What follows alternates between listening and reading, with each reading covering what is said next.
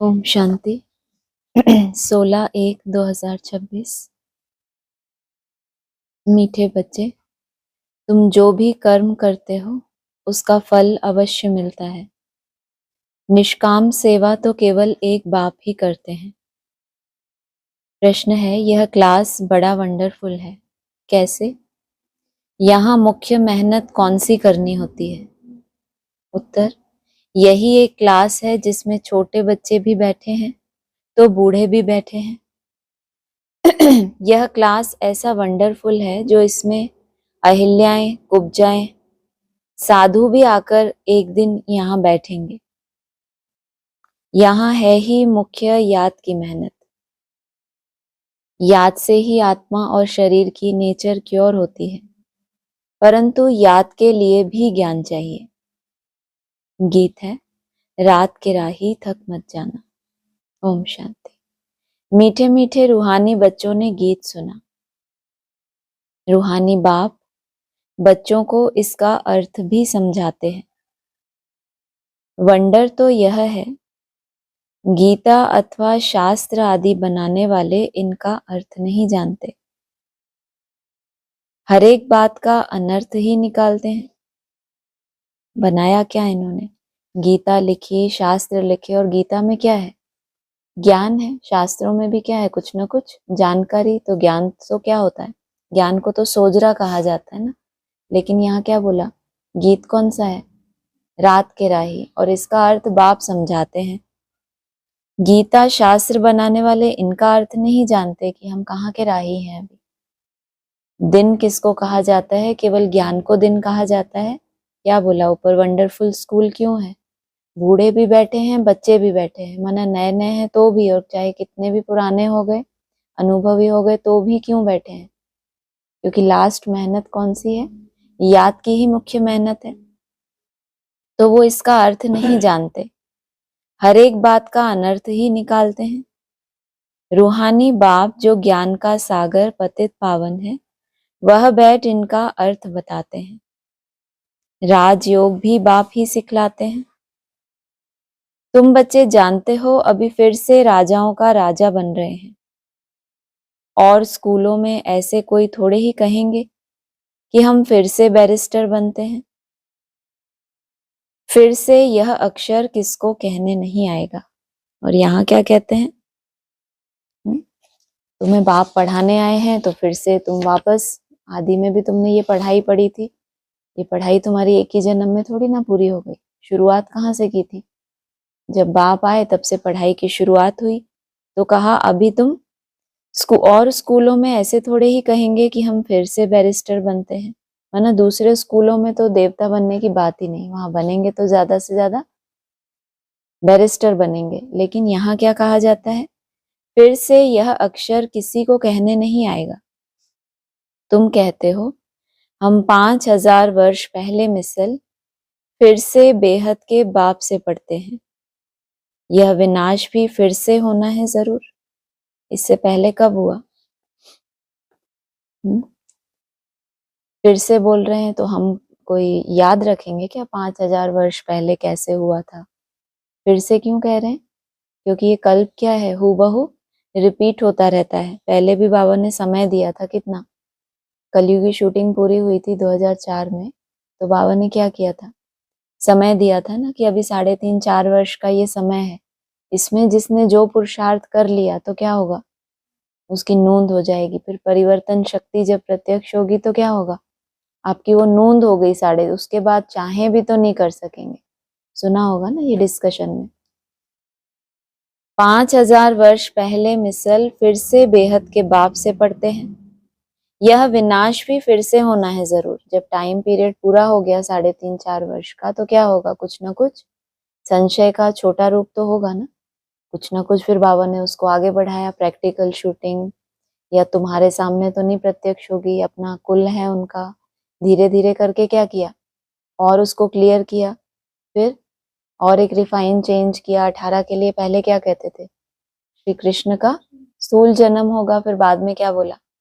तो वाइब्रेशन से जन्म होना है, प्रत्यक्षता रूपी जन्म है। तो ये कब के लिए थी? 18 के लिए घोषणा थी।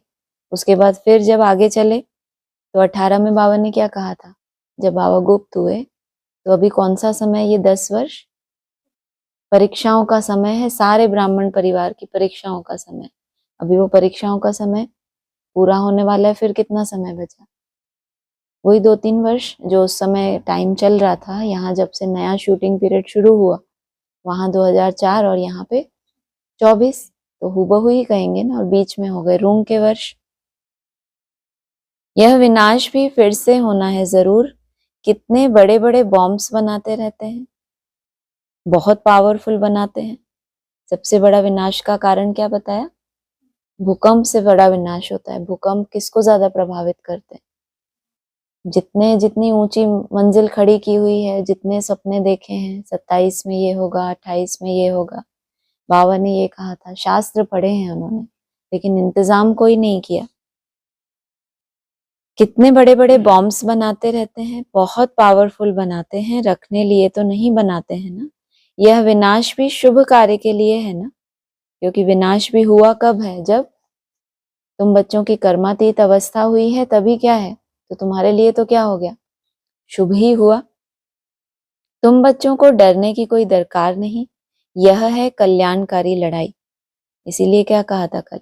रुद्र कहो या शिव कहो, बात तो एक ही है, लड़ाई भी कैसी है? कल्याणकारी। बाप आते ही हैं कल्याण के लिए, कहते भी हैं बाप आकर ब्रह्मा द्वारा स्थापना, शंकर द्वारा विनाश का कर्तव्य कराते हैं। सो यह बॉम्ब्स आदि हैं ही विनाश के लिए। इनसे जास्ती और तो कोई चीज है नहीं। साथ साथ नेचुरल कैलेमिटीज भी होती हैं। सबसे बड़ा प्रकोप कौन सा बताया? ईश्वरीय प्रकोप। वो क्या हो गए? ये जो एटॉमिक बॉम्ब्स बनाए हुए हैं, इससे ऊपर कुछ भी नहीं है। विनाश की जो तैयारियां हैं, इससे ऊपर कुछ नहीं। लेकिन ईश्वर के साथ साथ कौन है? ईश्वर की रचना, प्रकृति। बाबा कहते हैं ना, इस समय प्रकृति को गुस्सा आता है।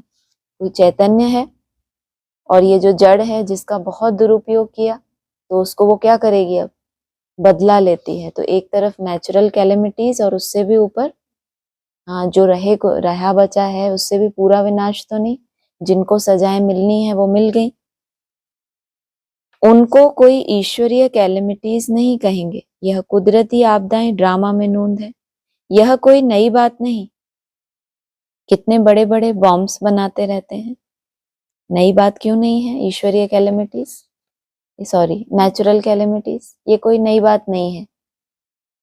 जबकि ये जो एटॉमिक बॉम्ब्स हैं, इनकी तो तैयारी ही कब से शुरू हो गई? जब से बाप आए तब से क्या हुआ? प्रेरणा से इन्होंने एटॉमिक बॉम्ब्स बनाना शुरू किया। नेचुरल कैलेमिटीज, वो तो नेचुरल है। हर क्रिया की क्या होती है? प्रतिक्रिया होती है। हर एक्शन का क्या होगा? रिएक्शन। आपने प्रकृति का दुरुपयोग किया तो क्या होगा? उसका रिटर्न तो मिलेगा ना। तो ये तो नेचुरल बात हो गई। यह कुदरती आपदाएं ड्रामा में नूंद है। कितने बड़े बड़े बॉम्ब बनाते रहते हैं, कहते हैं हम शहरों के शहर खत्म कर देंगे। अभी जो जापान की लड़ाई में बॉम्ब्स चलाए, यह तो बहुत छोटे थे, अभी तो बड़े बड़े बॉम्ब्स बनाए हैं। जब जास्ती मुसीबत में पड़ते हैं, सहन नहीं कर सकते, तो फिर बॉम्ब्स शुरू कर लेते हैं। कितना नुकसान होगा वह भी ट्रायल कर देख रहे हैं। अरबों रुपया खर्चा करते हैं। इन बनाने वालों की तनख्वाह भी बहुत होती है। तो तुम बच्चों को खुशी होनी चाहिए। बताओ किया क्या इन्होंने? बाबा ने बेहद में बॉम्ब्स क्या बताया? कौन से बॉम्ब्स तैयार किए इन्होंने? अरबों रुपया खर्च किया। किसकी ग्लानि करने के लिए? जो ईश्वर है उसको ही क्या किया? कलंकित किया। और खर्चा कितना किया? अरबों। लेकिन बाबा क्यों कह रहे हैं कल्याण है? उनका तो पार्ट है, लेकिन कल्याण क्या हुआ? जब इतनी ग्लानि हुई, क्या बोला है भक्ति मार्ग में, कहते हैं ना, हाँ, अलग हो गए। धीरज, धर्म, मित्र और नारी, किस समय परखो इनको? आपातकाल परखिए जारी। तो सबसे पहले अपने धैर्यता को, और फिर नेक्स्ट धर्म। जो कहते हो कि हम कौन से धर्म की आत्माएं हैं, हमारा आदि सनातन धर्म है, हम सूर्यवंशी हैं, इनकी परख भी कब होगी? जब आपत्ति आ गई। जो आपने चारों तरफ ढिंडोरा पीटा कि ये कौन है हमारा, प्रैक्टिकल में हमारा साकार बाप है, भगवान है, और जब उसके ऊपर कलंक लगे और तुमको ही क्या आ गया, संशय आ गया, तो दूसरों को बाबा ने क्या बोला, दुनिया को विनाश दिखाने से पहले अपनी मौत को सामने रखो। मुरली में सुना होगा कभी, दूसरों को मौत दिखाने से पहले क्या रखो, कि हमारी तो नहीं कहीं अनिश्चय बुद्धि रूपी मौत हो जाएगी। जब रूहानी बाप रूहानी बच्चों को पढ़ाने आए हैं तो पेपर भी किसका होगा, पहले रूहानी बच्चों का। तो इतने बॉम्ब्स बनाए, कितना नुकसान होगा। पहले क्या किया था, छोटी छोटी ट्रायल की थी। 18 से पहले क्या किया, छोटी छोटी ट्रायल की थी, देखें इनका फाउंडेशन हिलता है कि नहीं। और बाप तो अपनी जगह स्थिर ही। जब बड़ा विनाश हुआ तो क्या हुआ, बड़ी बड़ी बिल्डिंग्स थी जो बहुत पुरानी पुरानी, बड़े बड़े सहयोगी बाप के तन मन धन से उन्होंने भी अपने सबूत दिए ना। कैसे बाप सर्टिफिकेट दे कि इनका ये पार्ट है। हर एक आत्मा क्या करेगी, विपरीत परिस्थिति में जब उनकी चलन भी विपरीत हो गई तो प्रत्यक्ष हो गए ना कि ये कितने बड़े महारथी थे। कहाँ तो अष्टदेवों में गिनती होती थी, और जब आपत्ति आई तो क्या हुआ, धर्म को किनारे कर दिया, छोड़ दिया। तो कहा ट्रायल करके देख रहे हैं, अरबों रुपया खर्चा करते हैं, इन बनाने वालों की तनख्वाह भी बहुत होती है। तो तुम बच्चों को खुशी होनी चाहिए, पुरानी दुनिया का ही विनाश होना है। वैसे कहते भी क्या है, तीसरा नेत्र खुला तब विनाश हुआ। ऐसे नहीं बॉम्ब्स फेंक सकते। कब, जो मूर्ति है जिनके ऊपर कलंक लगा रहे हैं उनकी एक निश्चित स्टेज में जब वो पहुंचते हैं तभी क्या होता है। इसलिए बाबा ने क्या कहा था उस समय, कि ये जो तामसी गवर्नमेंट है, ये जो ऑफिसर्स हैं, ये किसी पावन आत्मा को छू भी सकते हैं। जो आत्मा सतो प्रधान बन गई, तामसी आत्माएं उस तक पहुंच भी नहीं सकती, कितना भी प्रयास करे। तो एक निश्चित स्टेज हो गई, उसके बाद ही क्या हुआ, विनाश। जिन्होंने बाप के साथ साथ वैसी तैयारी नहीं की तो उनका भी क्या हुआ, अनिश्चय बुद्धि रूपी मृत्यु हो गई। तुम बच्चे नई दुनिया के लिए पुरुषार्थ कर रहे हो। तुम बच्चों को खुशी होनी चाहिए, पुरानी दुनिया का ही विनाश होना है। विनाश का कितनी भी बड़ी लीला हो, लेकिन जो पुराने हैं, तामसी हैं, उनका ही विनाश होगा। तुम नई दुनिया के लिए पुरुषार्थ कर रहे हो। विवेक भी कहता है पुरानी दुनिया खत्म होनी है जरूर। बच्चे समझते हैं कलयुग में क्या है, सतयुग में क्या होगा। तुम अभी संगम पर खड़े हो, एक तरफ क्या देखते हो, जो हम पहले थे वो भी देखते हो। कलह क्लेश था हमारे अंदर, आपसी भी क्या होता है, इंटरनल फील तो करते हैं ना। पहले कलह क्लेश था, और आगे सत्य जो युग होगा वो भी तुम जानते हो। सत्य माना मैं आत्मा ज्योति बिंदु स्वरूप, इस स्वरूप में मैं टिक गई, अर्थात मेरा ये सत्य युग में मैंने प्रवेश किया। अभी कहाँ हूं, बीच में। जानते हो सतयुग में इतने मनुष्य नहीं होंगे, तो इन सबका विनाश होगा। यह कुदरती आपदाएं कल पहले भी हुई थी। पुरानी दुनिया खत्म होनी ही है। सतयुग में क्या हो गया, इतने मनुष्य नहीं होंगे।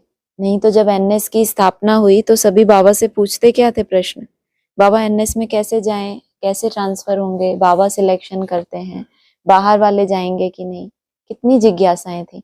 जब 18 में क्या हुआ, विनाश की घोर लीला चली, उसके बाद किसी ने कुछ सोचा, कुछ बोला। जो डिस्कशन होती थी कि अब नई दुनिया क्या हो गई, जब अनिश्चय आया बुद्धि में तो अपने को सर्टिफिकेट देंगे ना कि हम लायक ही नहीं है। सतयुग में इतने मनुष्य थोड़ी होंगे जो केवल मनन चिंतन ही करें और क्या क्लेम करें कि हम भी कहाँ जाएंगे, नई दुनिया में जाएंगे। तो एनएस की बात ही उड़ गई दिमाग से। क्यों, क्योंकि इतना बड़ा विनाश होगा किसी ने सोचा ही नहीं। तो सतयुग में इतने मनुष्य नहीं होंगे तो इन सब का विनाश होगा। जबकि जानवरों के लिए भी क्या बोला है, कितनी अजीब बात है।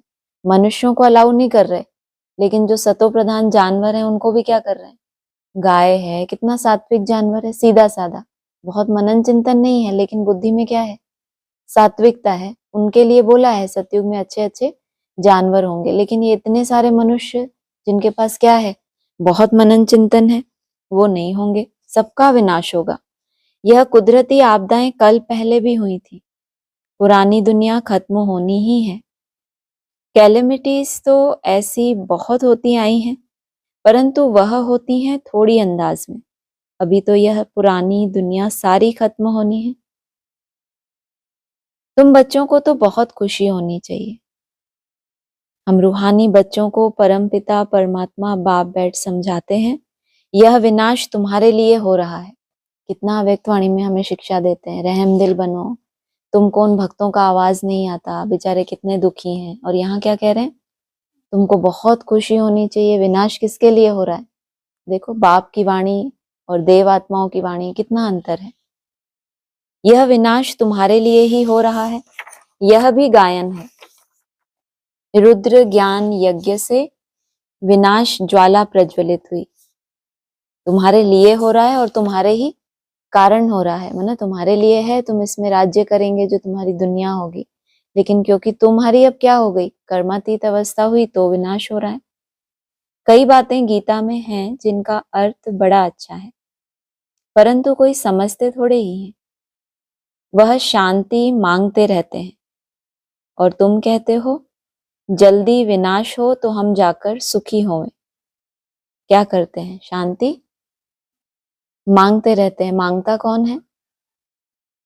लौकिक दुनिया में मांगता कौन है? भिखारी मांगता है। क्यों मांगता रहता है? मांग क्यों रहा है? उसने कभी कमाया ही नहीं, कभी जमा ही नहीं किया अपने पास। क्या? और ये ब्राह्मण क्या मांग रहे हैं? शांति मांगते रहते हैं। इनको नहीं पता कि कुछ कुछ सेकंड की शांति, कुछ कुछ सेकंड उसमें टिक के अपने लिए ही अपने मन को क्या करनी होती है, अपनी बुद्धि रूपी तिजोरी में वो एकाग्रता की शक्ति एक बूंद बूंद करके भरती है। कोई ऐसा वो स्टॉक खुला हुआ हो कि आ जाओ भर लो तो सभी वहां पहुंच जाएं। अभी भटक रहे हैं ना ब्राह्मण, वो नई दुनिया है, वो नई दुनिया है, वहां चले जाएं। भगवान का ये प्रैक्टिकल स्वरूप है। शायद शांति कोई ऐसा स्विच ऑन होगा और हमारे अंदर क्या भर जाएगी? शांति। जब इनको पता चले एक्चुअली उस शांति को भरने के लिए क्या करना पड़ता है, बाबा कहते हैं ना, तुम मरो तब तो पीस हो। उस दिन मुरली में आया था ना, बाप को पुकारते रहते हो हमको शांति दो, शांति दो। अरे तुम क्या करो, मरो तब तो क्या हो, पीस हो। और मर जाते हैं तो क्या होता है, कोई संकल्प रह जाता है। ऐसे तुमको बाबा जीते जी मरना सिखाते हैं। तो वो कुछ कुछ सेकंड की शांति के लिए भी कितना मरना पड़ता है। कुछ सेकंड हम टिक पाए उसके लिए अपने स्वभाव, संस्कार, अपनी प्रकृति, व्यवहार, बोल, श्रीमत, मुरली, ज्ञान, सब कुछ कितना हमें बैलेंस में लेके चलना पड़ता है। तब हमारे पास क्या आती है, वो 1 मिनट की शांति। तो क्या बोला, त्रेता युग की सीढ़ी पे जैसे कि क्या कर दिया, पांव रख दिया। कब? जब आपको लगे अब 1 मिनट मेरी मुट्ठी में आ गया। लेकिन ऐसे ही आ गया क्या? सिर्फ प्रैक्टिस से। हर चीज का तुमने बैलेंस रखा, जो दिव्य गुण है, जो ज्ञान है, जो अटेंशन है, अलबेलापन, माया, व्यर्थ, सबसे तुमने लड़ाई की। और तब जाके कहाँ पहुंचे? 1 मिनट। तो ये क्या करेंगे, जब इतनी मुश्किल चढ़ाई है तो क्या करेंगे? भक्त हैं तो मांगेंगे ना। तुम कहते हो जल्दी विनाश हो तो हम जाकर सुखी हों। जल्दी से हमारा वो टाइम पीरियड आए तो हम कहाँ ट्रांसफर हो जाए। बोला ना, कलयुगी शूटिंग तो तुम्हें देखनी ही नहीं है, तो भले ये क्या हो जाए, विनाश हो तो हम जाकर सुखी हों। क्योंकि शांति तो हमने इकट्ठी कर ली, अब क्या चाहिए? प्रैक्टिकल में सुख भी तो चाहिए। बाप कहते हैं सुखी तब होंगे जब सतो प्रधान होंगे। वो ब्राह्मण क्या समझते हैं, भगवान से शांति मांगते रहते हैं और दूसरा इंतजार करते हैं कि जब विनाश होगा तो क्या होगा, हम जाके। अभी बहुत से ब्राह्मण स्वप्न में जी रहे हैं ना कि 28 में ये होगा, फिर हमारा ये होगा, तो स्वप्न ही तो है। और क्या बोला बाप ने, वो तो चिल्लाते हैं कि जल्दी विनाश, और बाबा ने क्या बोला, विनाश होने से तुम सुखी नहीं हो जाओगे। तुम सुखी कब होगे? जब सतो प्रधान होंगे। सतो प्रधान होंगे कब? लंबे समय की यात्रा की होगी, सीढ़ी का चित्र है ना, उल्टी सीढ़ी चढ़नी है, तो सतो प्रधानता कहाँ है तुम्हारी? सतयुग में। जो सीढ़ी ही नहीं चढ़ रहे, कोई पुरुषार्थ ही नहीं कर रहे, और विनाश का इंतजार करें कि जल्दी विनाश हो तो हम क्या बने, हम सुखी हो जाएं। बाबा ने क्या बोला, सुखी तब होंगे जब सतो प्रधान होंगे। बाप अनेक प्रकार की पॉइंट्स देते हैं, फिर कोई की बुद्धि में अच्छी रीति बैठती हैं, कोई की बुद्धि में कम।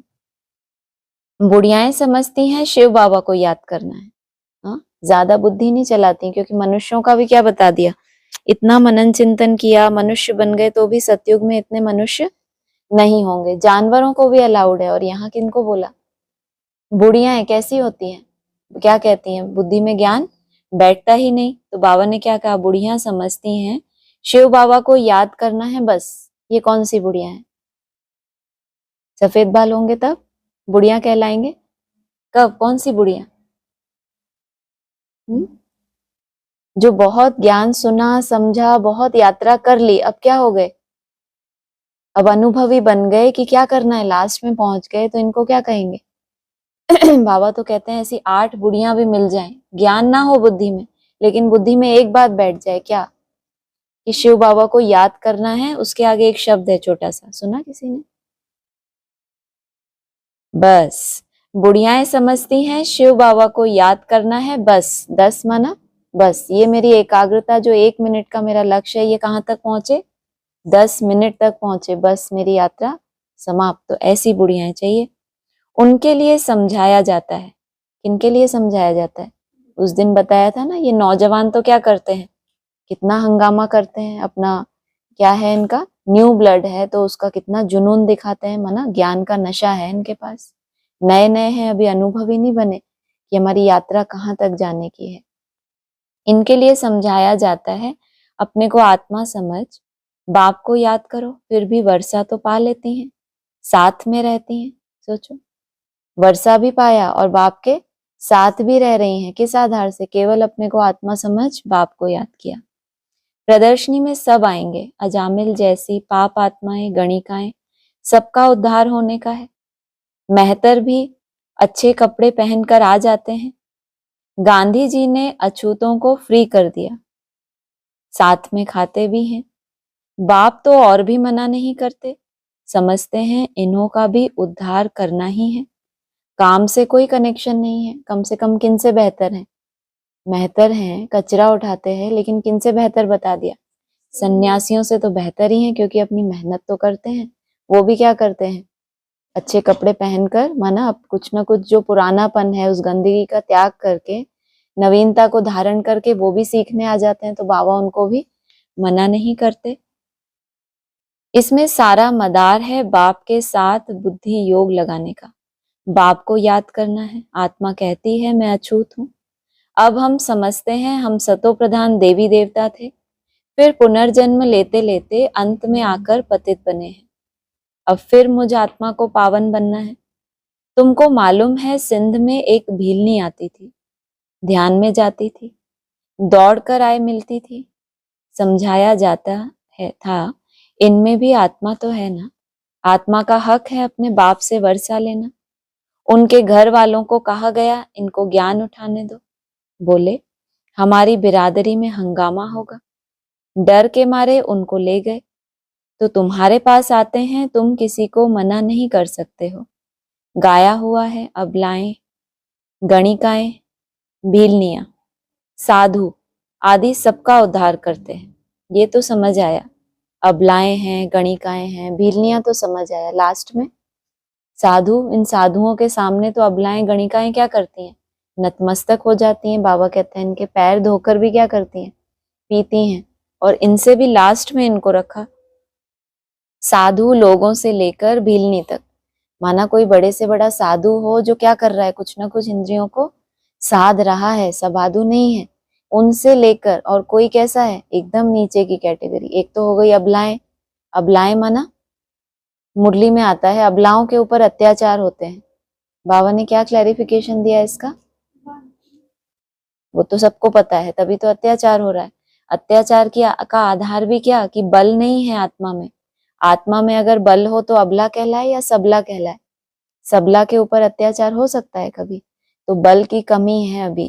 फिर गणिकाएं, ये क्या करती हैं, भगवान के गीत बहुत गाती हैं, लेकिन प्रैक्टिकल जीवन नहीं है। और भीलनी कैसी है, उसके पास प्योरिटी नहीं है, शूद्राणी कहलाती है ना। और फिर ये साधु आदि सबका उद्धार करते हैं। तुम बच्चे अभी यज्ञ की सर्विस करते हो, तो इस सर्विस से बहुत प्राप्ति होती है, बहुतों का कल्याण हो जाता है। दिन प्रतिदिन प्रदर्शनी सर्विस की बहुत वृद्धि होगी। बाबा बैजेस भी बनवाते रहते हैं, कहाँ भी जाओ तो इस पर समझाना है। तुम अभी यज्ञ की सर्विस करते हो, और जब तुम इस योग्य चित्र बन जाओ, चैतन्य चित्र, कि क्या हो, प्रदर्शनी में तुमको रखा जाए कि इन चित्रों को देखने से ही क्या हो जाए, बहुतों की सर्विस हो जाए। बाबा बैजेस भी बनवाते रहते हैं, कहाँ भी जाओ तो इस पर समझाना है, यह बाप, यह दादा, यह बाप का वर्षा। कौन बाप कौन दादा, और यह बाप का वर्षा। त्रिमूर्ति के चित्र में बाप कहाँ है? ऊपर, ठीक। और दादा कहाँ है? ब्रह्मा। और बीच में, हाँ, त्रिमूर्ति में ऊपर बाप है, नीचे बाप है ही नहीं, बैठा हुआ। कंट्रास्ट किया ना, यह बाप, यह दादा, और ये जो बीच में है वो क्या है? वर्षा।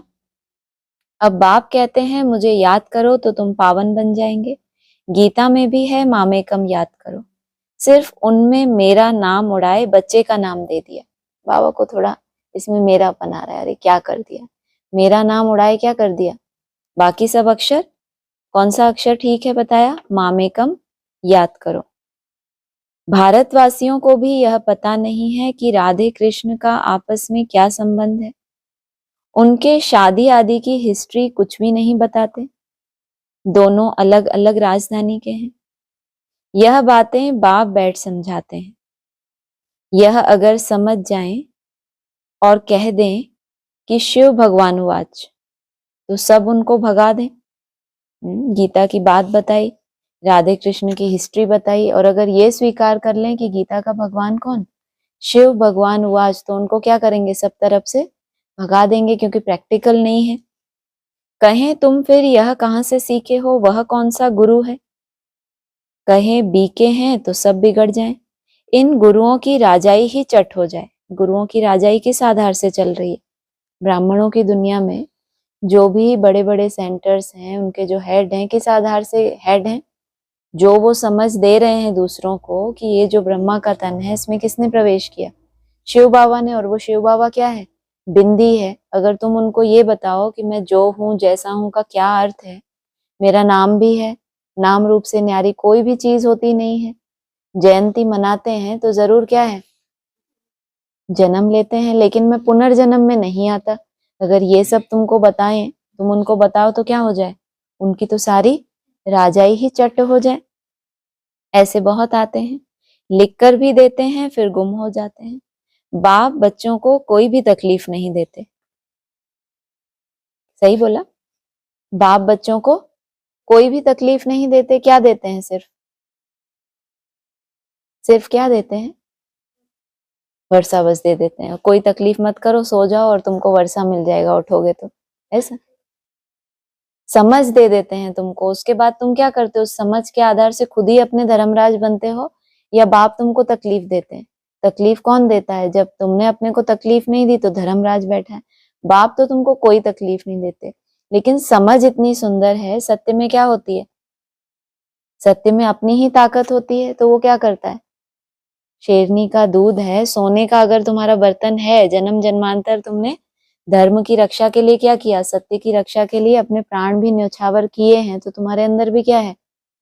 कुछ न कुछ सत्य है। तो दिल से दिल को क्या होगा?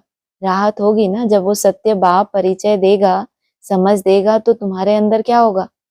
इंजेक्ट हो जाएगा, नहीं हो जाएगा? तो बाप तुमको कोई तकलीफ नहीं देते। आराम से विश्राम करो, बाबा मना करेंगे? या ऐसा होता है कभी कि आज हम अमृत वेला नहीं करते, बाप आके एकदम तुम्हारे अंदर ही क्या है? वो इंजेक्ट इतनी बुरी तरह से हो गया कि अब तुम रह नहीं सकते खुद को तकलीफ दिए बिना। आराम का जीवन क्या हो गया तुम्हारे लिए? पसंद आता है? तो कहा बहुत सहज युक्ति बतलाते हैं, तकलीफ नहीं देते, लेकिन तुमको युक्ति बतलाते हैं। कोई को बच्चा नहीं होता तो भगवान को कहते हैं बच्चा दो, फिर मिलता है तो उनकी बड़ी अच्छी परवरिश करते हैं, पढ़ाते हैं। फिर जब बड़ा होगा तो कहेंगे अब अपना धंधा करो। नहीं था तो पहले क्या? बाबा ने बताया था ना एक मुरली में, जब तक तुमने क्या नहीं बनाया, युवराज घोषित नहीं किया, तब तक आगे क्या है? अरे आधा ही याद है, ओ मैया को ही याद नहीं है। ऐसा कुछ है मुरली में कि जब तक तुम्हारी भी कंप्लीटनेस, ऐसा कुछ उसमें था कि नहीं कही जाएगी जब तक तुमने किसी को अपना वर्षा ही नहीं दिया। तुमने इतनी कमाई की तो किसी के काम भी तो आनी चाहिए। तो जब तक बच्चा नहीं है तो क्या होता है? 10 वर्ष कहाँ है बच्चा? गर्भ में है ना, बीकेज में है, माना गर्भ महल में है, पीपल के पत्ते पर है। तो पीपल के पत्ते कौन है हिलते डुलते? ब्रह्मा कुमार कुमारियां। तो कहा वो गर्भ में है तो बच्चा नहीं होता, पहले बच्चा। फिर जब बच्चा मिल गया, कब बोला जन्म होता है बच्चे का? पहले तो अंगूठा चूसते हुए पीपल के पत्ते पर था, लेकिन वो तो गर्भ काल था ना, फिर गर्भ काल कब पूरा हुआ? 98 में पूरा हुआ।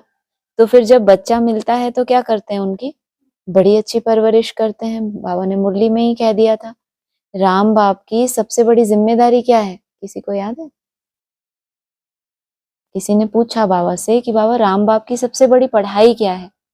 तो बाबा ने कहा कि राम बाप की सबसे बड़ी जिम्मेदारी कहो या पढ़ाई ये है कि कृष्ण बच्चा ये बात जान जाए कि गीता का भगवान कौन है। और दूसरों की तो फिर लॉटरी लगी जानी है, लेकिन एक की बुद्धि में बैठ जाए कि गीता का भगवान कौन है, तो तब क्या समझते थे? ब्रह्मा व कृष्ण की आत्मा है, अभी दादी में प्रवेश करते हैं, अभी उनको पता नहीं है कि भगवान यहाँ है। ऐसे बुद्धू थे ना हम भी, तो यही समझते थे कि वहां जाना बंद कर देंगे तो हम क्या समझेंगे, दिखता तो कुछ है नहीं, हवा की बातें ही थी, तो फिर क्या समझे कि जब वहां जाना बंद कर देंगे तो जैसे कि यहाँ क्या हो गया, अब बुद्धि में बैठ गया। और उससे पहले 2012-13 में क्या बोला, बाप जब हॉस्पिटलाइज हुए थे तो जैसे 87 में बाबा ने क्या किया, ब्रह्मा बाबा ने सारी ताकत एडवांस पार्टी में लगाई, ऐसे ही 2013 में जब बाप हॉस्पिटलाइज थे तो सारी ताकत कहाँ लगाई? अरे जब उनको पता ही नहीं है तो फिर ये बातें तो, लेकिन ठीक है, बाबा को क्या कहते हैं, बाबा हद की बातों का इशारा देकर क्या समझाते हैं बच्चों को, बेहद की जो रूपरेखा चल रही है, जैसे हद का एनएस हुआ तो समझाना क्या चाहते थे कि बेहद में क्या हो रहा है, रूपरेखा तैयार हो रही है। तो फिर बच्चे की बड़ी अच्छी परवरिश करते हैं तो बच्चे की बुद्धि में कब बैठ गया गीता का भगवान कौन? 18 में ही कहेंगे, तो कहेंगे जैसे बाप ने पढ़ाई क्या कर दी, बंद कर दी, फिर वानप्रस्थ अवस्था हुई, छोटा मोटा डायरेक्शन देते रहे थोड़ा थोड़ा, लेकिन बाप का कार्य क्या हुआ? तो उस समय की वाणियां सुनो, गुप्त होने के बाद की, कैसी मस्ती दिखाई दी, जैसे किसी ने अपने कर्तव्य क्या कर लिए, लास्ट लास्ट की मुरलियों में आवाज ही नहीं बाहर आती थी, ऐसा लगता था जैसे मजबूरी में बोला जा रहा, तो जैसे कि अब बोलने जैसा कुछ रहा नहीं है, जो पाना था सो पा लिया। तो बड़ी अच्छी परवरिश करते हैं, पढ़ाते हैं, फिर जब बड़ा होगा तो कहेंगे अब अपना धंधा करो। फल जब पक जाता है तो उसको क्या करते हैं, झाड़ से, अब तुम क्या करो, अब तुम भी कुछ करो, तुम्हारी इतनी परवरिश की, तुमको बड़ा किया, जिंदगी भर बाप की कमाई पर थोड़ी चलना है, अब क्या करो, तुम्हारा भी अपना कर्तव्य है ना ड्रामा में। ब्रह्मा माँ का अपना कर्तव्य था ज्ञान की लोरी सुनाना, प्यार से पालना, टीचर का बाप का अपना कर्तव्य था विनाश का डमरू बजाना, तुम्हारा भी तो कोई कर्तव्य है, तो तुम क्या करो, अपना धंधा करो। बाप बच्चे को परवरिश कर उनको लायक बनाते हैं, बच्चों को नहीं बोला, बाप बच्चे को परवरिश कर उनको लायक बनाते हैं, तो बच्चों का सर्वेंट ठहराना, यह बाप तो बच्चों की सेवा कर साथ ले जाते हैं। वो लौकिक बाप समझेगा बच्चा बड़ा हो, अपने धंधे में लग जाए, फिर हम बूढ़े होंगे तो हमारी सेवा करेगा। लौकिक बाप में यही होता है ना, धंधा भी करवाते हैं लेकिन आश निकल जाती है क्या कि अब ये बुढ़ापे में हमको पूछे ही ना, चलेगा ऐसा? बच्चे को बड़ा किया, परवरिश की, और कभी पीछे मुड़ के ही ना देखे आपकी तरफ, ऐसे माँ बाप तो नहीं होते। उनकी तो ये आश रहती है कि धंधा वंदा कर ले, उसके बाद क्या करे। और ये बाप कोई कामना की लास्ट तक, सेवा का मौका दिया तो क्या कहा, यह है ही निष्काम, यह बाप तो सेवा नहीं मांगते। लौकिक बाप समझते हैं जब तक जीता हूं तब तक बच्चों का फर्ज है हमारी संभाल करना, यह कामना रखते हैं। यह बाप तो कहते हैं मैं निष्काम सेवा करता हूँ। बिंदी की कैसे सेवा करेंगे आप? चाह के भी कर सकते हो बिंदी की सेवा। लौकिक बाप से मिसाल दे रहे हैं किसका? बिंदी बाप का। सोचो आप, कितना अजीब लगता है। थोड़ा थोड़ा तो उनका कुछ मैच होना चाहिए ना। कहाँ बिंदी जिसकी आप चाह के भी सेवा नहीं कर सकते? तो जरूर कहा है, प्रैक्टिकल बातें हैं ना। हम राजाई नहीं करते, मैं कितना निष्काम हूँ, मैंपन आ गया इनको भी। मैं कितना निष्काम हूँ, माना जिसके थ्रू मैं प्रैक्टिकल हूँ, उसके कर्तव्यों को देखो, उसकी एक्टिविटी को देखो, तब कंट्रास्ट करो कि लौकिक बाप की कितनी कामनाएं रहती हैं। अभी तो छोटे छोटे सेंटर्स के इंचार्ज बन जाते हैं, जो स्टूडेंट जिनको पैदा किया है इन्होंने ज्ञान देके, वो ही जब मुख मोड़ लेते हैं तो क्या हालत हो जाती है। वो कभी चाहते हैं कि बस थोड़ा सा ज्ञान सुने और कहीं भी चले जाएं, दुनिया के किसी भी कोने में जाके किसी भी सेंटर पे जाएं, ज्ञान सुनते रहें? ऐसे हैं कोई? खुद को क्या कहलाते हैं कि हमने इनको जन्म दिया, देखो हमारे बच्चों को ले गए। और बाप कैसा है, कितना निष्काम, मैं कितना निष्काम हूं, और जो कुछ भी करते हैं तो उसका फल उनको जरूर मिलता है। और जिंदगी भर किया हो और फल प्रैक्टिकल में ना देख पाए, ऐसा नहीं हो सकता फल मिला ना हो, लेकिन वो तुम्हारी दृष्टि में कैसा है, तुम सबके मुकाबले मैं कितना निष्काम हूं। यह तो है सबका बाप। बाप कहते हैं मैं तुम बच्चों को स्वर्ग की राजाई देता हूं। तुम कितना ऊंच पद प्राप्त करते हो, मैं तो सिर्फ ब्रह्मांड का मालिक हूं। एक तो निष्काम हूं, तुम्हारे मुकाबले ज्यादा, सबसे ज्यादा, और फिर दूसरा राजा ही नहीं करता, सिर्फ ब्रह्मांड का मालिक। सो तो तुम भी हो, परंतु तुम राजाई लेते हो और गवाते हो। हम राजाई नहीं लेते ना गवाते हैं। हमारा ड्रामा में यह पार्ट है, हमारा है, मेरे अकेले का नहीं है, दोनों का ही क्या है ड्रामा में, यही पार्ट है। राजा ही नहीं लेते, लेकिन तुमको तुमको मालिक बनाते हैं, चाहे साकार बाप हो चाहे फिर अव्यक्त बाप हो।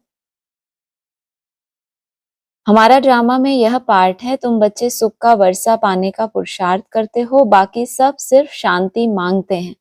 ये भी नहीं कहा शांति का पुरुषार्थ करते हैं, सिर्फ मांगने वाले भक्त बनते हैं। वो गुरु लोग कहते हैं सुख काग भिष्टा समान है, इसीलिए वह शांति ही चाहते हैं। वह यह नॉलेज उठा ना सके, उनको सुख का पता ही नहीं है। बाप समझाते हैं शांति और सुख का वर्षा देने वाला एक मैं ही हूं। सतयुग त्रेता में गुरु होता नहीं, वहां रावण ही नहीं, वह है ही ईश्वरीय राज्य। यह ड्रामा बना हुआ है, यह बातें और किसकी बुद्धि में बैठेंगी नहीं। तो बच्चों को अच्छी रीति धारण कर और ऊंच पद पाना है। वो बातें जो किसी की बुद्धि में ही नहीं बैठेंगी, उन बातों को तुमको अच्छी रीति धारण भी करना है और फिर क्या करना है, ऊंच पद भी पाना है। अभी तुम हो संगम पर, जानते हो नई दुनिया की राजधानी स्थापन हो रही है। नई दुनिया की सौगात तो दे दी मन बुद्धि में, लेकिन क्या बाकी है अभी, एक दो से दुनिया होती है क्या? तो क्या कहा, अभी राजधानी स्थापन हो रही है, तो तुम हो ही संगम युग पर, बाकी सब हैं कलयुग में। वह तो कल्प की आयु ही लाखों वर्ष कह देते हैं, घोर अंधियारे में है ना। गाया भी हुआ है कुंभकर्ण की नींद में सोए पड़े हैं, विजय तो पांडवों की गाई हुई है। तुम हो ब्राह्मण, यज्ञ ब्राह्मण ही रचते हैं। यह तो है सबसे बड़ा बेहद का भारी ईश्वरीय रुद्र यज्ञ। कितने यज्ञ रचे हैं, आदि से लेके क्या करते आए। बाबा क्या कहते हैं, ये यज्ञ है, इसमें तन मन धन सब क्या करो, स्वाहा करो। तब से ही यज्ञ चला आ रहा है। और बाबा क्या कह रहे हैं, यज्ञ ब्राह्मण ही रचते हैं। तब तो क्या थे, तब ब्राह्मण बन गए थे क्या? सिर्फ भक्ति के आधार से एक भावनाएं ट्रांसफर हो गई थी। मूर्तियों में थी पहले भावनाएं, उसके बाद कहाँ ट्रांसफर हुई, शिवलिंग का स्वरूप मिला, फिर क्या मिला, अंगुष्ठा मिसल आत्मा है। सिर्फ वो ट्रांसफर होता गया, लाल लाइट का गोला है, ऐसे ट्रांसफर होते होते सूक्ष्म ज्योति बिंदु पे आए। लेकिन ये तो अभी सिर्फ बुद्धि में समझ बैठ रही थी, भावनाएं ट्रांसफर हो रही थी, बाकी ऐसा नहीं कि जीवन बदल गया था। तो क्या कहा, यह है सबसे बड़ा बेहद का, एक तो बड़ा भी है सबसे, मना ये बड़ा किस आधार से है कि आदि से ही लक्ष्य रखा है, 300-400 मिली है, 16,000 चाहिए। तो ये लास्ट में जो इतना लक्ष्य लिया था कि 16,000 आत्माएं कैसी हो जाएं, स्वाहा हो जाएं, वो है सबसे बड़ा भारी ईश्वरीय रुद्र यज्ञ, जिसमें किसकी आहुति देते हो। भारी क्या लगता है तन से सेवा करना भारी लगता है, धन से सेवा करना भारी लगता है, या मन के हर संकल्प को स्वाहा करना भारी लगता है? मन के संकल्पों को स्वाहा करना, आप बहुत मन के संकल्प 21 दिन मिलते हैं एकदम एकांत भट्टी, उसके बाद थोड़ी सेवा मिल जाए तो रिलैक्स फील होता है कि इसमें क्या करना है, सिर्फ तन स्वाहा करना है। क्यों? क्योंकि तन जितनी जो चीज स्थूल है वो क्या है, सहज है, वो कोई भी कर लेता है। इसलिए कहा ये बड़ा भारी ईश्वरीय रुद्र यज्ञ है। वह हद के यज्ञ अनेक प्रकार के होते हैं, यह रुद्र यज्ञ एक ही बार होता है। सतयुग त्रेता में फिर कोई यज्ञ होता नहीं, क्योंकि वहां कोई आपदा आदि की बात नहीं, वह है सब हद के यज्ञ। यहाँ क्यों स्वाहा कर रहे हो मन के संकल्प, लास्ट में बाबा ने क्या बताया, विनाश देखना कोई मासी का घर नहीं है। क्या कहा, हार्ट अटैक हो जाए, मना इतना विनाश का रूप सिर्फ उसका दृश्य देखने से ही, ब्रह्मा जैसी पावरफुल आत्मा जो त्रिमूर्ति में दिखाई गई, उनका ही क्या हुआ, आंसू आ गए, और तो लास्ट समय में तुम्हें वो सब कुछ प्रैक्टिकल में देखना है, तो उसकी तैयारी चाहिए नहीं चाहिए? तो सब कुछ अगर स्वाहा नहीं करेंगे तो उस समय क्या होगा? मन उस समय आपकी बात मानेगा? तो लंबे समय से मन को क्या दे रहे हैं? ट्रेनिंग दे रहे हैं, तब जाके वो लास्ट सीन को देख सकता है। वह है सब हद के यज्ञ, यह है बेहद का, यह बेहद बाप का रचा हुआ यज्ञ है। वह हद के यज्ञ क्यों है? हद के किस आधार से? जो हद की परिस्थितियां आती हैं उसके बाद याद करना शुरू करते हैं। जब क्या होता है, देखते हैं अब सेंटर पे हाहाकार हो रही है, बच्चे टूट रहे हैं, तो क्या रखते हैं? भट्टियां रखते हैं। देखते हैं अब दुनिया में कोरोना आ गया या कोई महामारी आ गई, तो अब सब भट्टियां करो। तो हद में जब इन आंखों से दिखने लगा विनाश उनको, तब क्या करने लगे? स्वाहा करना शुरू कर दिया। और तुम्हारा कैसा है? बेहद है। मन बुद्धि में ऐसी समझ बैठ गई कि जो नहीं दिख रहा आज, उसके लिए भी तुम तैयारी कर रहे हो, जिसमें बेहद की आहुति पड़नी है। फिर आधा कल्प कोई यज्ञ नहीं होगा, वहां रावण राज्य ही नहीं। रावण राज्य शुरू होने से फिर यह सब शुरू होता है। बेहद का यज्ञ एक ही बार होता है ना। सारी ब्राह्मणों की दुनिया में रावण राज्य है, तब कोई कोई आत्माओं के अंदर क्या आ रहा है? दुख में भी सिमरन करें तो भी अच्छा ही है ना, तो भी क्या होता है? और ये बेहद का यज्ञ एक ही बार तुमने ऐसी अपनी नोंद कर ली मन बुद्धि में, थी जन्म जन्मांतर क्या करते हो? स्वाहा। इसमें यह पुरानी सृष्टि स्वाहा हो जाती है। यह है बेहद का रुद्र ज्ञान यज्ञ। इसमें मुख्य है ज्ञान और योग की बात। योग अर्थात याद। याद अक्षर बहुत मीठा है, योग अक्षर कॉमन हो गया है। योग का अर्थ कोई नहीं समझते, इसीलिए अभी कर क्या रहे हैं? मन मना भाव, इसी को क्या कह देते हैं हम? बहुत योग करते हैं, कॉमन कर दिया। जबकि है कैसा ये योग अक्षर? नामी ग्रामी है भारत का प्राचीन राजयोग, क्योंकि भारत ने भी कब धारण किया इसको? जब सन्यास में चले गए तब क्या किया? तब वो योग क्या हो गया? एकदम सिद्ध हो गया। वो जो बुद्धि की कंट्रोलिंग चाहते थे, उनको उठाओ बगल में। बुद्धि की जो एकाग्रता जिस पॉइंट पे उसको टिकाना चाहते थे, वो क्या हो गया? मुट्ठी में आ गया। समय के भी क्या बन गए? रचयिता बन गए। योग का अर्थ कोई समझते नहीं, तुम समझा सकते हो। योग अर्थात बाप को याद करना है। बाबा आप तो हमको वर्षा देते हैं बेहद का। आत्मा बात करती है, बाबा आप फिर से आए हो, हम तो आपको भूल गए थे। आपने हमको बादशाही दी थी, अब फिर आकर मिले हो। आपकी श्रीमत पर हम जरूर चलेंगे। आपने ही क्या दी थी हमको? नई दुनिया का वर्षा दिया बुद्धि में। आदि में भी क्या दिया था? आदि में भी माला बनी थी, बोला था जिसको जो पद लेना है वो क्या करो, ले लो, खूब पुरुषार्थ करो, खूब दौड़ो। तो कुछ ना कुछ अनुभूति हुई, सतो प्रधान बन के शरीर छोड़ा, तो बिना अनुभूतियों के तो नहीं हुए होंगे सतो प्रधान। तो आपने तब भी क्या किया था? वर्षा दिया था। फिर आप लास्ट में आकर फिर से मिले हो। आपकी श्रीमत पर हम जरूर चलेंगे। ऐसे ऐसे अंदर में अपने साथ बातें करनी होती हैं। बाबा आप तो हमें बहुत अच्छा रास्ता बताते हो, हम कल्प कल्प भूल जाते हैं। अभी आप फिर अभूल बनाते हैं, इसीलिए अब बाप को ही याद करना है। याद से ही वर्षा मिलेगा। मैं जब सन्मुख आता हूं तब तुमको समझाता हूं, तब तक गाते रहते हैं तुम दुख हरता सुख करता हो। गायन कर रहे हैं, अभी प्रैक्टिकल में दुख हरण हुए नहीं है, लेकिन पुकार रहे हैं, तो महिमा करके ही भगवान को पुकारते हैं ना। लेकिन जब आता हूं तब समझाता हूं। महिमा गाते हैं, परंतु न आत्मा को न परमात्मा को जानते हैं। अभी तुम समझते हो इतनी छोटी बिंदी में अविनाशी पार्ट नूंधा हुआ है। यह भी बाप समझाते हैं। उनको कहा जाता है परमपिता परमात्मा अर्थात परम आत्मा। बाकी कोई बड़ा हजारों सूर्य मिसल नहीं है। कितना अच्छा लगता है महिमा गाना। हम तो समझते हैं भगवान की हम महिमा करते हैं। बाबा कहते हैं ये सब क्या है? ये सब आत्मा और परमात्मा दोनों ही क्या है? कितने नेचुरल हैं। तो तुम कहो हजारों सूर्यों से तेजोमय, तो बाबा को अच्छा लगेगा कि कितने भक्ति मार्ग है इनके अंदर? भक्त तो हैं ही, लेकिन उनमें भी कैटेगरी तो होती है ना, कि जब बाप समझ दे और बुद्धि में बैठ जाए कि हम तो कितनी महिमा करते थे, वो तो जानी जानन हार है, बाबा ने कैंसिल कर दिया।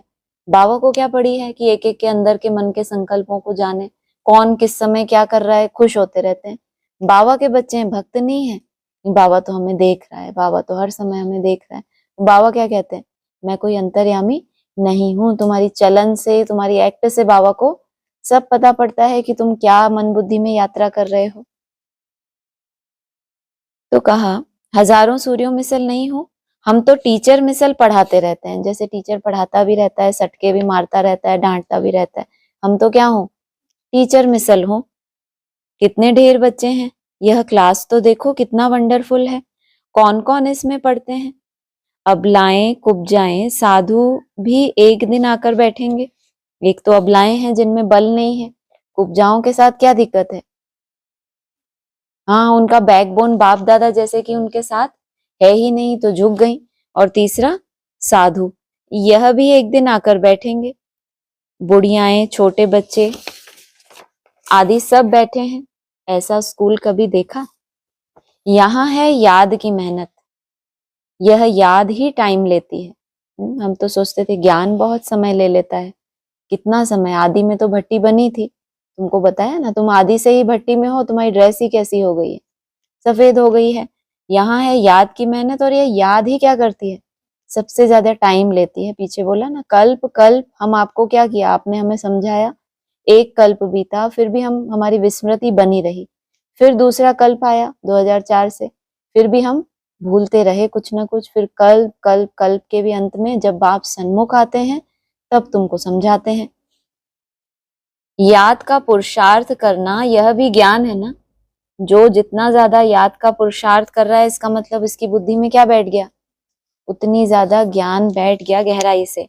याद के लिए भी ज्ञान याद क्यों करूं, कितना करूं, क्यों अटेंशन रखूं, एक एक सेकंड को क्यों वैल्यू दूं, उस याद के लिए भी क्या चाहिए, ज्ञान है ना।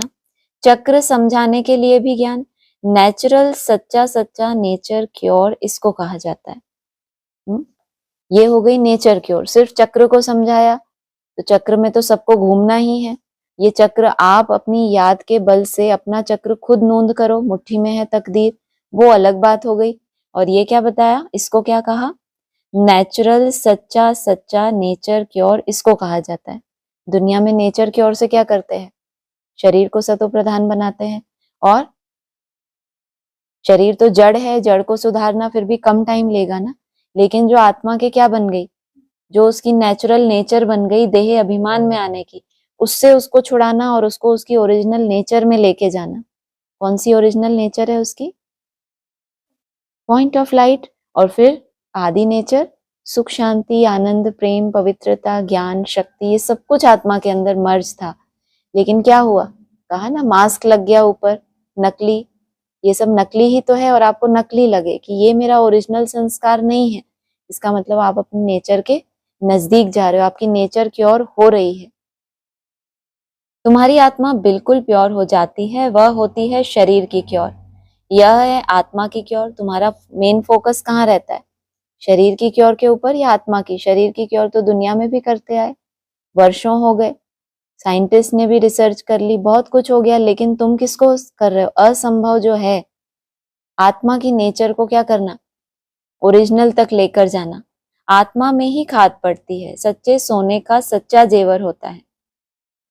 आत्मा अगर सतो प्रधान थी तो शरीर भी कैसा मिला था हमें, बीज जैसा होगा वैसा ही वृक्ष होगा। आत्मा जितनी जितनी नीचे गिरती गई, बार बार बीज को बोते रहते हैं तो क्या हो जाता है, ताकत कम। ऐसे आत्मा ने जितने जितने शरीर धारण किए और अगर डिग्रेड हुई है अपने स्वधर्म से, तो क्या होगा फिर, जेवर भी कैसा मिलेगा लास्ट जन्म में, तामसी ही मिलेगा। तो उस बीज के ऊपर काम करना चाहिए, या जो उसके पत्ते निकल आए ऐसा शरीर हो गया तो उसके ऊपर ज्यादा काम करें। बीज से ही सब कुछ है।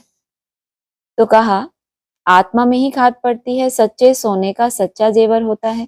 अभी यहाँ बच्चे जानते हैं शिव बाबा सन्मुख आया हुआ है, बच्चों को बाप को जरूर याद करना है। हमको अब वापस जाना है, इस पार से उस पार जाना है। बाप को, वर्षे को और घर को भी याद करो, वह है स्वीट साइलेंस होम। तुम्हारे लिए वो सिर्फ साइलेंस होम नहीं है, क्या है, तुम्हें एक्चुअल स्वीटनेस का अनुभव वहां होता है। वो जो अनुभूति है वो तुम्हारी आत्मा में मर्ज है। जितना जितना घर के नजदीक जाएंगे क्या होगा, वहां की अनुभूतियां जैसे कि हमारी आत्मा में इमर्ज होती जाएंगी। दुख होता है अशांति से, सुख होता है शांति से। सतयुग में सुख शांति संपत्ति सब कुछ है, वहां लड़ाई झगड़े की बात ही नहीं। बच्चों को यही फुरना होना चाहिए, हमको सतो प्रधान सच्चा सोना बनना है, तभी ऊंच पद पाएंगे। यह रूहानी भोजन मिलता है, उसको फिर उगारना चाहिए। क्या मिला? रूहानी भोजन कौन सा होता है? ये जो याद के लिए तुमको ज्ञान मिलता है, ये क्या है? रूहानी भोजन है। रूह बनने के लिए भी क्या चाहिए? जैसे जीवित रहने के लिए क्या चाहिए? शरीर को तंदुरुस्त रखने के लिए भोजन चाहिए। ऐसे आत्मा को पावरफुल बनाने के लिए क्या चाहिए? याद की ताकत चाहिए, और साथ साथ ज्ञान जल भी चाहिए। आज कौन सी मुख्य पॉइंट सुनी? क्या करोगे आज? आज रूहानी भोजन मिला है तो क्या करेंगे? इसको कुछ ना कुछ मंथन इसका करेंगे, इसको उगारेंगे कि आज बाबा ने कौन सी खास पॉइंट्स बोली। यह भी समझाया यात्राएं दो होती हैं, रूहानी और जिस्मानी। सिर्फ आत्मा के ऊपर फोकस चल गया, शरीर को फेंक दिया। बाबा कहते हैं ना, कोई कोई कहते हैं शरीर तो कहाँ खलास हो जाए, ऐसा तामसी। तो इसकी भी संभाल करना, और सिर्फ जिस्मानी हो गए कि हम तो बस शरीर की संभाल करें। ये सब हमारी ही खान पान से ही है सब कुछ, सारी बुद्धि उसी में घुस गई। ये नहीं समझा कि आत्मा तामसी हो गई, बीज तामसी है, इसीलिए शरीर कैसा मिला है मुझे? तामसी मिला है। और तत्व भी कैसे हैं? बाहरी। तुम्हारी तबीयत इन विनाशी चीजों से ठीक नहीं होगी तो क्यों ऐसा बोला? मुरली का ही महावाक्य है। तो हर बात में क्या चाहिए? बैलेंस चाहिए। रूहानी और जिस्मानी दो यात्राएं, यह रूहानी यात्रा ही काम आएगी। अगर मेन फोकस रूह पे चला गया तो यही क्या होगा? काम आएगी। भगवानुवाच मन मना भाव। अच्छा, मीठे मीठे सिकीलधे बच्चों प्रति माता पिता बाप दादा का याद प्यार, गुड मॉर्निंग। रूहानी बाप की रूहानी बच्चों को नमस्ते, रूहानी बच्चों की रूहानी बाप दादा को नमस्ते। धारणा के लिए सार है, यह विनाश भी शुभ कार्य के लिए है, इसलिए डरना नहीं है। कल्याणकारी बाप सदा कल्याण का ही कार्य कराते हैं, इस स्मृति से सदा खुशी में रहना है। इसलिए जिन्होंने एटॉमिक बॉम्ब्स बनाए, फोड़े, ग्लानी के, उनके लिए भी क्या है? उनका पार्ट भी कैसा बताया? कल्याण के लिए ही हो रहा है, तुमको डरना नहीं है। सदा एक ही फुरना रखना है कि सतो प्रधान सच्चा सोना बन ऊंच ऊंच पद पाना है। जो रूहानी भोजन मिलता है उसे उगारना है। वरदान है, स्वयं को जिम्मेवार समझकर हर कर्म यथार्थ विधि से करने वाले संपूर्ण सिद्धि स्वरूप भव। इस समय आप संगम युगी श्रेष्ठ आत्माओं का हर श्रेष्ठ कर्म सारे कल्प के लिए विधान बन रहा है। और श्रेष्ठ कर्म बनते कैसे हैं? जब योग में रहकर जो भी कर्म करते हैं। और दूसरा क्या बताया आज? अपने को जिम्मेवार समझकर, जो भी जिम्मेवारी मिली है, चाहे तपस्या की मिली है चाहे सेवा की मिली है, जिम्मेवार समझकर करेंगे तो कर्म कैसे होंगे? यथार्थ होंगे। क्यों? क्योंकि जिसके ऊपर जिम्मेवारी होती है तो वो पूरी ताकत लगाता है ना। मान लो कोई एक ही बंदा है किसी सेंटर पे, उसको सब सेवा संभालनी है, तो क्या करेगा? पूरी ताकत लगाएगा ना अपनी। और जब समझेगा कि बहुत है, मिलके कर लेंगे, वो देख लेगा, तो उसकी सेवा यथार्थ तो नहीं होगी। तो क्या कहा? स्वयं को जिम्मेवार समझकर हर कर्म यथार्थ कर्म होगा ही जब आपकी विधि सही होगी। विधि क्या होगी? पहले अपना टारगेट रखना कि मुझे इस कर्म में कैसे कैसे विधि से अपने मन को क्या करना है? कंट्रोल करना है, उसको डाइवर्ट करना है, व्यर्थ में नहीं जाने देना, अटेंशन रखना है। स्वयं को विधान के रचयिता समझकर हर कर्म करो, इससे अलबेलापन स्वतः समाप्त हो जाएगा। अलबेलापन कब आता है? जब अपने को छोटा समझते हैं कि हमारे ऊपर थोड़ी जिम्मेदारी है। लेकिन स्वयं को क्या करो? विधान का रचयिता। संगम युग पर हम विधान के रचयिता जिम्मेवार आत्माएं हैं। इस निश्चय से हर कर्म करो तो यथार्थ विधि से किए हुए कर्म की संपूर्ण सिद्धि, सिर्फ सिद्धि नहीं, संपूर्ण सिद्धि अवश्य होगी। स्लोगन है, सर्वशक्तिमान बाप साथ है तो माया पेपर टाइगर बन जाएगी। माया तो होगी, लेकिन बाप साथ है तुम्हारे तो तुमको क्या लगेगा? पहले टाइगर लगता था, अब क्या लगेगा? कौन सा टाइगर? पेपर का, माना कागज का बना हुआ टाइगर। अव्यक्त इशारे हैं, सदा जीवन मुक्त रहने का सहज साधन है मैं और मेरा बाबा। क्योंकि मेरे का ही बंधन है, मेरा बाबा हो गया तो सब मेरा खत्म। जब एक मेरा में सब मेरा मेरा समाप्त हो गया, इसलिए मेरा करना भी क्या है, फायदा ही है। एक मेरा कौन सा, मेरा बाबा, उससे क्या हुआ, सारा मेरा मेरा समाप्त हो गया, तो बंधन मुक्त हो गए। तो यही याद रखना कि हम ब्राह्मण जीवन मुक्त आत्माएं हैं। अच्छा, ओम शांति।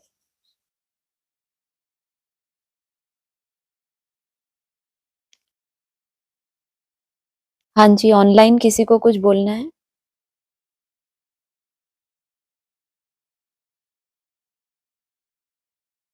ओम शांति। ओम शांति। हाँ जी।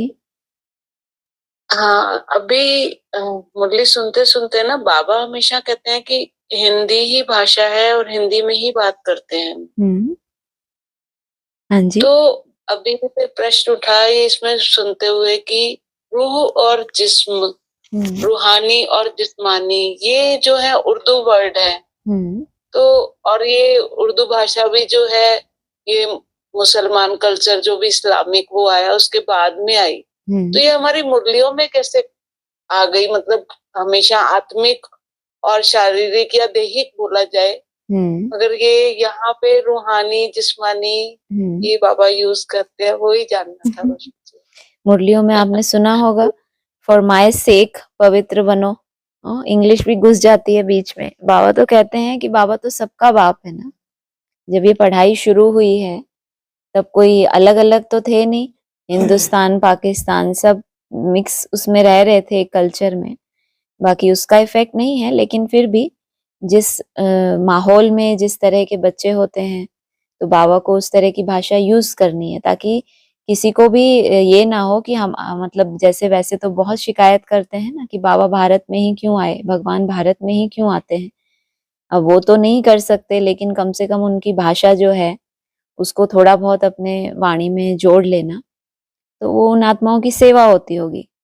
ये एक अनुमान ही है, एग्जैक्ट नहीं कह सकते, लेकिन बाबा ने ऐसा बोला है एक जगह पर कि सबका बाप है। तो मुरली में कई जगह आपको मिलेगा, इंग्लिश के भी शब्द आते हैं, पूरे सेंटेंसेस भी आते हैं, तो कई चीजें होती हैं। तो सबका पिता है, तो उस अनुसार वो उन भाषाओं को भी रखा है। बाकी बाबा ने मूल जो बोला है हिंदी भाषा, ऐसे तो हमारे शास्त्र संस्कृत में है, लेकिन बाबा कहते हैं वो तो जैसे कोई जीवित भाषा ही नहीं है, जिसका चलन ही ना हो, जो समझी ही ना जाए, तो उसको जीवित नहीं कहेंगे। तो इसीलिए बाबा जैसे होता है ना, जैसे हम लौकिक में हैं, हम जिस परिवेश में रहते हैं आसपास, तो कभी कुछ इंग्लिश शब्द भी निकल जाते हैं कुछ। तो बाबा कहते हैं ना, आत्मा और परमात्मा बहुत नेचुरल है। ऐसा नहीं कि भगवान आया तो अब संस्कृत के श्लोक ही धड़ाधड़ बोलते चले जाएं, तो उससे बहुत, जैसे गीता में दिखाते हैं इतना सारे श्लोक, तो वो एक्ट करने वाले एक्टर को भी कितने याद करने पड़ते हैं। लेकिन बाबा कहते हैं परमात्मा तो बहुत नेचुरल है, ऐसा नहीं कि संस्कृत में आकर सुनाते हैं। तो जैसे हम हैं, जब बातचीत करते हैं तो कभी कुछ इंग्लिश होता है थोड़ा उसमें, जिस भी परिवेश में रह रहे हैं तो उसका थोड़ा बहुत इफेक्ट होता है। तो बाबा भी हमारे साथ हमारी ही भाषा में बात करते हैं। हाँ जी। तो मतलब हमारे रंग का संग का रंग लग जाता है बाबा को भी। नहीं, लग नहीं जाता, वो अपने आप को हमारे जैसा बनाकर हमारे साथ मीटिंग करता है, ताकि हमें ऐसा ना लगे अरे बाप रे भगवान, ऐसा ना लगे, हमें लगे ये तो हमारा बाबा है, पिता है हमारा। हाँ जी। हाँ जी, ठीक है। ठीक है, ओम शांति। ओम शांति। और किसी को बोलना है? हाँ जी दीदी, ओम हाँ, ओम शांति। शांति। जैसे आज बाबा ने बोला ना कि त्रिमूर्ति के चित्र में ये समझाओ कि ये बाप है, ये दादा है और ये हमारा वर्षा है। बिल्कुल। और बाबा हमेशा मुरली में बोलते रहते हैं कि बाप को भी याद करो और वर्षे को भी याद करो। तो इसमें क्लियर बताइए। एक तरफ त्रिमूर्ति में एक तरफ ब्रह्मा की मूर्ति है, तीसरी तरफ महादेव दिखाए हैं, बीच में विष्णु स्वरूप है। तो जो विष्णु स्वरूप है वो हमारा वर्षा है, और वर्षा मिलता है अंत में, जब पहले माँ की पालना ले ली हमने, उसके बाद टीचर ने पढ़ाई अच्छे से पढ़ा दी, उसके बाद बीच में दिखाया विष्णु स्वरूप खड़ा हुआ, अब तुम युद्ध में खड़े हो जाओ। पढ़ाई पढ़ ली तो पढ़ाई के बाद होती है लड़ाई। लड़ाई माना ये जो इंटरनल हमारी महाभारत लड़ाई है, उसमें खड़े हो जाना है और इन दिव्य गुणों को धारण करना है। तो ये है हमारा वर्षा। तो माँ बाप को तो दिखाया ही है, माना इधर दादा दिखा दिया, दादा कहो, बड़ा भाई कहो, ब्रह्मा माँ कहो, इधर बाप का स्वरूप दिखा दिया एकदम स्ट्रिक्ट, उसी को टीचर का स्वरूप भी कहेंगे। तो वो तो हमारा कर्तव्य हो गया। फिर अब वर्षे को भी याद करो कि जो तुमको प्रैक्टिकल में बनना है, तो वो एम ऑब्जेक्ट भी तुम्हारे सामने होनी चाहिए। उस हिसाब से बोला कि पढ़ाई पढ़ना, पालना लेने का लक्ष्य तो ये था ना कि जीवन में दिव्य गुण आए। इतनी अव्यक्तवाणियां विस्तार में चली हैं, तो उनका कोई लक्ष्य तो है। तो उन दिव्य गुणों को जीवन में धारण करना, तो वो आभूषण जो दिखाए हैं और खड़ा हुआ दिखाया, उस अव्यक्त ज्योतिर्लिंगम के नजदीक से नजदीक हमको पहुंचना है। जो भी पालना ली है और पढ़ाई ली है, तो पुरुषार्थ में खड़े होंगे, यात्रा करेंगे, तभी तो उसके नजदीक पहुंचेंगे। तो उस अव्यक्त के उतना नजदीक दिखाया और प्रैक्टिकल स्वरूप को। हाँ जी, उस लक्ष्य को मतलब हमेशा याद रखना है कि यहाँ तक हमें पहुंचना है। बिल्कुल बिल्कुल। हाँ जी। और जैसे गीता का भगवान के बारे में बार बार जैसे वाणी मुरली में बोला है, तो एडवांस में जब थे जो समझाया गया था, उसमें यहाँ पर कितना चेंजिंग है वो अभी तक मेरी बुद्धि में बैठा नहीं। बिल्कुल। एक तो इस बात को हम दो तरह से समझेंगे कि बाबा जो मुरलियों में कहना चाहते हैं कि गीता का भगवान निराकार शिव है या श्री कृष्ण, क्योंकि शिव के लिए भी मुरली में कह दिया कि तुम किसको वोट देंगे, माना वो नाम रूप से न्यारा नहीं है। लास्ट में हमको टीचर ने उस परिचय दिया अव्यक्त का कि वो त्रिमूर्ति के ऊपर दिखाया हुआ है, तो उस अव्यक्त को वहां सबसे ऊपर दिखा दिया तो जरूर वो है ना। तो उसका जब परिचय हमारे सामने आता है, तब ये बात सिद्ध होती है कि गीता का भगवान राम बाप के लिए तो कहेंगे बीच में अपना पार्ट प्ले करके पूरा किया उन्होंने, अव्यक्त हुए। तो अब जो वो परिचय हमें देकर गए हैं कि वो त्रिमूर्ति के ऊपर जो है, जिस तरफ हमारा ध्यान खिंचवा कर वो गए हैं, तो कहेंगे कि वो है गीता का भगवान। और एक दूसरे रूप में कहेंगे कि जब जो राम बाप ने प्रैक्टिकल पार्ट प्ले किया, तो वो मन बुद्धि में जिनके छाप पड़ गई है, शिव शंकर भोलानाथ, तो वो छाप अगर अमिट होती है, तो कहेंगे कि जैसे ये गीता के प्रैक्टिकल स्वरूप हैं ये आत्माएं। गीता में जो भी ज्ञान है वो इनके जीवन में प्रैक्टिकल आ गया। गीता भी तो चैतन्य भी होती है, नंबरवार 108 भी गीताएं हैं, मुख्य मुख्य गीता भी हैं।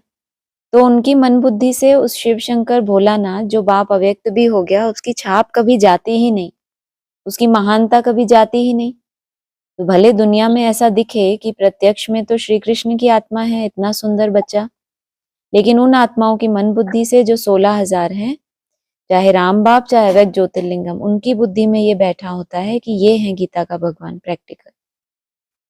हाँ जी। तो जो गीता माता है, जो गीता के लिए बाबा ने बार बार मुरली में ये भी बोला, गीता भी एक सच्ची गीता है, एक झूठी गीता है। हाँ जी। तो यहाँ पर किसको कहेंगे सच्ची और झूठी? यहाँ वही बात है ना, यहाँ किसी को कहते नहीं है कि ये सच्ची ये झूठी। यहाँ हर एक आत्मा को अपने उस सत्य स्वरूप में जो पहले टिक जाए, तो उसका कुछ प्रैक्टिकल रिजल्ट भी तो आएगा ना।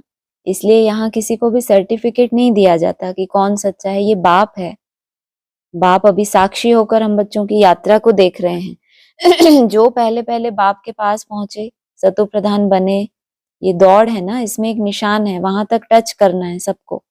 तो अभी दौड़ चल रही है। तो जो भी प्रैक्टिकल आत्माएं होंगी वो अपने स्वरूप से स्वयं ही प्रत्यक्ष होंगी। तो जो भी होंगी उनकी निशानी ही ये है मन बुद्धि से केवल साकार की नहीं, वो जो निराकार है या जो अव्यक्त ज्योतिर्लिंगम है, उनकी छाप धीरे धीरे मन बुद्धि में स्थिर होती जाएगी। हाँ जी। तो जो 108 आत्माएं होंगी वास्तव में वही एक तरह से गीता का स्वरूप होंगी ना। हाँ, 108 टीकाएं गीता की हुई है ना लौकिक दुनिया में, तो 108 आत्माएं भी नंबरवार गीता के स्वरूप बनती हैं। हाँ जी। जी जी, बस यही पूछना हाँ था। जी। अच्छा, और किसी को कुछ बोलना है? आप लोगों का कुछ है? ओम शांति।